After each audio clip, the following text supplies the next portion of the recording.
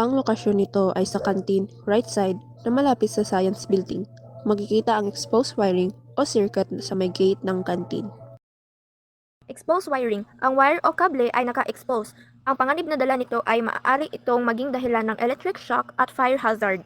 Basang daanan ay papunta sa science building. Basang sahig at uneven na daan. May tubig sa sahig at hindi pantay ang level ng daan.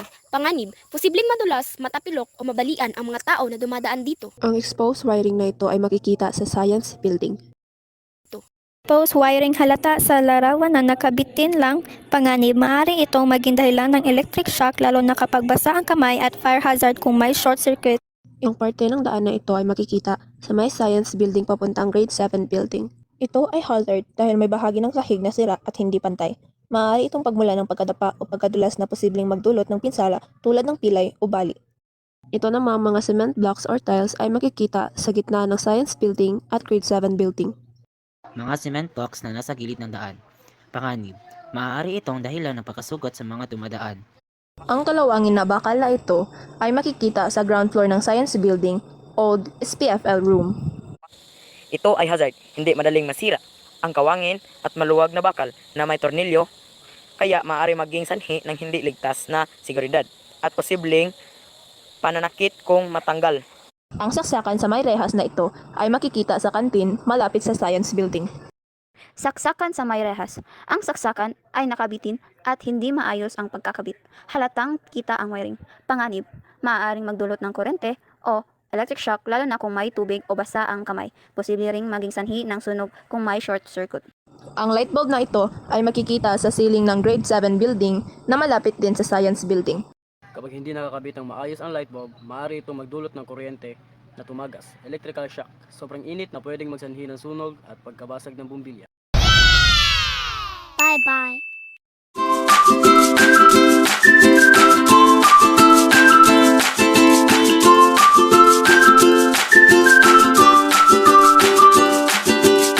Hello mga ka-eskwela, alam nyo ba na may mga bagay sa paligid na maaaring magdulot ng panganib?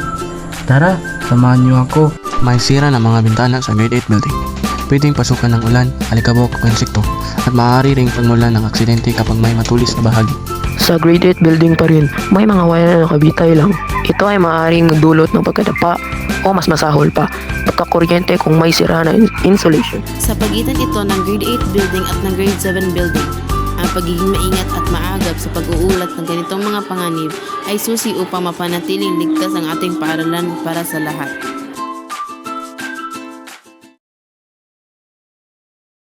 Ang mga panganib sa ating paaralan. Sa ating paligid, may mga bagay na tila pangkaraniwan, ngunit maaaring magdulot ng panganib kung ito ay pabayaan lamang. Ang mga nakatambak na upuan at sirang bubong. Makikita natin ang hazard na ito sa labas ng paaralan. Maaaring madapa o masugatan ang mga tao dito. Isang sirang switch ng kuryente ang natagpuan sa grade 10 building, 3rd floor na walang takip o faceplate. Kitang-kita ang mga kawad at bahagi ng loob ng switch na maaaring may dalang kuryente at hindi ligtas sa sino man na makakadikit dito. Makikita natin ang hazard na ito sa harapan ng Jika Building. Ito ay isang bato na malaki na nakaharang sa daanan. Maaari madapa o mabalian ng bato kapag ikay hindi nag-ingat. Ika-4 na litrato. Ang metal frame na ito ay maaaring bumagsak sa oras ng lindol o malakas na hangin at makasakit sa sinumang dumaan. Makikita natin ang hazard na ito sa 3rd floor grade 10 building at ito ay nasa harap ng section modesty. Ito ang mga wire na nagkalat, maaari kang makuryente nito. Matatagpuan ang mga construction materials sa kilid ng hagdan sa may grade 10 building. Isang tambak na mga construction debris kabilang ang semento, yero, bakal na mes, at kahoy na may mga nakausling pako. Ang mga materials ay hindi maayos. Ang pagkakatambak ay maaring madulas, matinik o magdulot ng pinsala. Maliit man o malaki, ang bawat hazard ay dapat ayusin kaagad. Tandaan, mas madaling mag-ingat kaysa magsisi sa huli.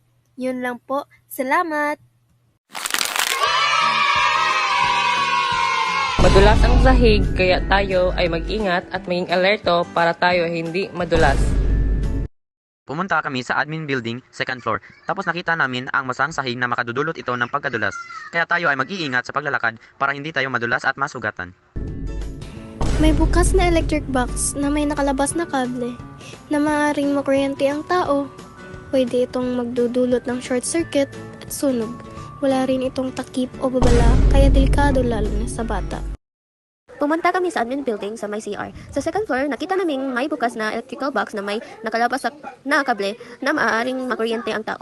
Pwede itong magdulot ng short circuit at sunog. Wala rin itong takip o babala kaya delikado lalo na sa mga estudyante.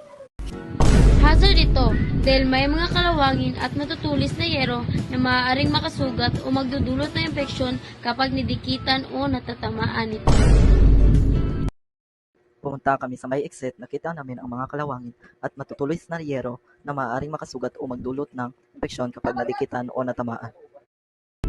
Hazard ito dahil may nakausling kalawangin na alambre na maaaring makasugat sa mga estudyante o guro at magdulot ito ng infeksyon. Pumunta kami sa admin building sa may CR area sa section Joseph. Tapos nakita namin yung nakausling kalawangin na alambre na maaaring makasugat sa mga estudyante na dadaan at magdudulot ng infeksyon. Ang padlock ay nakasabit sa latch at maaaring matamaan ng kamay o braso ng tao. Maaaring magdulot ito ng pasa, galos o sugat kapag nauntog o nadaplisan. Delikado lalo na kung hindi ito napapansin habang dumadaan. Pumunta kami sa admin building, 3rd floor, grade 7, section Elizabeth. Nakita namin ang isang padlock na nakasabit sa latch na maaaring matamaan ang kamay o braso ng mga estudyante. Maaaring magdudulot ito ng pasa, galos o sugat kapag nadaplasan. Delikado na lalo na kung hindi ito napapansin habang dumadaan. Ang panganib na ito ay makikita kapag bumababa sa ikalawang palapag sa admin building. Buwangin ng bakal na may butas at plastik sa loob na maaaring may delikadong laman. Maaring masugatan ang kamay ng tao kung mahawakan ito habang bumababa sa hagdan. Ang sugat mula sa kalawang ay maaaring magdulot ng tetanus o shock. Ito ay hazard dahil humina na ang kapit ng railing sa pader, kaya maaaring mabali at magdulot ng pagkahulog o pinsala. Pumunta kami sa admin building sa grade 7 second floor tabi sa section rookie. Nakita namin na humina na ang kapit ng railings sa pader, kaya maaaring mabali at magdulot ng pagkahulog o pinsala. Hazard ito dahil matulis at kalawangin ang alambre kaya pwedeng makasugat at pagdulot ng infeksyon. Pumunta kami sa admin building, 4th floor. May nakita kaming sirang rehas sa wall ng grade 9 section Watson. Ang hazard dito ay ang bukas na electrical box na maaaring magdulot ng kuryente o sunog.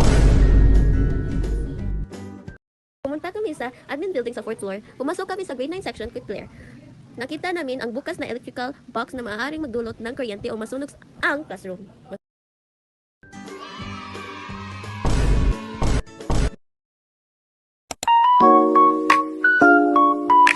Ito ay matatagpuan sa grade 10 building malapit sa flagpole. Ito ay isang uri ng hazard. Kaya ito naging hazard dahil maraming mga kabataan o mga estudyante ang tumatakbo nang hindi tumitingin sa kanilang dinadaan. May posibilidad silang madapa. Kaya kailangan itong ipasantabi upang tayo ay maging safe. Ito naman ay matatagpuan sa senior high building. Naging hazard ito dahil maaari ito magdulot ng kuryente, sunog o pisikal na pinsala sa tao. Pati na rin magdulot ng usok o sobrang init na maaaring makaapekto sa kalusugan. At ito naman ay matatagpuan sa kanang bahagi ng covered court. Ito ay isang uri ng hazard dahil ang nakalaylay at magulong kable ay maaaring magdulot ng pagkakuryente kung masira ang balot nito. Pati na rin ang sunog. Maaari rin itong masabitan ng tao o gamit na posibleng magdulot ng aksidente. Ito naman ay matatagpuan sa kanang baghagi sa ikalawang hagdan ng Grade 10 building. Ito ay isang uri ng hazard dahil ang kable na nakaharang sa hagdan ay maaaring magdulot ng pagkatisod at pagkahulog ng tao. Lalo na kapag nagmamadali o hindi napansin. Dahil nasa hagdan, mas mataas ang panganib ng matinding pinsala kapag nadapa o nadulas. Ito naman ay matatagpuan sa kanang baghagi ng covered court na may mga hagdanan. Ang larawan ay nagpapakita na nakalantad na mga kable na nakababa sa dingding. Konektado gamit ang isang pansamantalang konektor at isang nakabulambong kable sa sahig. Mapanganib ito dahil nagdudulot ito ng panganib sa pagkadapa, panganib ng pagkakuryente, panganib sa sunog dahil sa hindi tamang koneksyon, at walang proteksyon laban sa pinsala. Ito din ay matatagpuan sa kaliwang bahagi ng hagdanan sa covered court, katulad ng ikalimang larawan. Ang larawan ay napapakita ng nakapatong na kahoy na maaaring mahulog mga nakakalat na kable na maaaring pagmulan ng pagkadapa at isang hindi nakikilalang likido na maaaring mapanganib kapag natapos. At ito naman ay matatagpuan sa admin building. Magkatabi lamang sila sa clinic. Hazard ito dahil ito ay nakabukas at kaya nitong makakuryente ng mga tao at magdulot ng sunog pag meron itong short circuit. Matatagpuan mo naman ito sa Grade 10 building first floor. Panganib ito dahil may nakausling sirang bakal sa railing na kalawangin at matulis. Pwede ito makasugat, makasabit ng damit o bag at dahil nasa hagdan, pwede ring magdulot ng pagkadapa o pagkahulog. Matatagpuan mo ito sa gitnang bahagi ng first floor sa senior high building. Lumang mesa ng gawa sa kahoy, magaspang at may posibilidad ng tinik. Maaari makatusok o makasugat kung mahina ang kahoy. Maaari rin itong mabuwal o masira habang ginagamit. Ito ay matatagpuan sa loob ng covered court. Nakalalay at hindi maayos na pag-aayos ng cable. Ang maling pamahala ng cable ay maaari magdulot ng sobrang paghatak sa sasakyan na maaari magdulot ng short circuit, spark, o Matatagpuan mo ito sa hagdanan patungo sa stage ng covered court. Ito ay hazard dahil ang dulo ng handrail ay nakalitaw at matulis na maaaring makasakit kapag natamaan. Bukod dito, ang baitang ay walang malinaw anti-slip material kaya may panganib madulas lalo na kapag basa.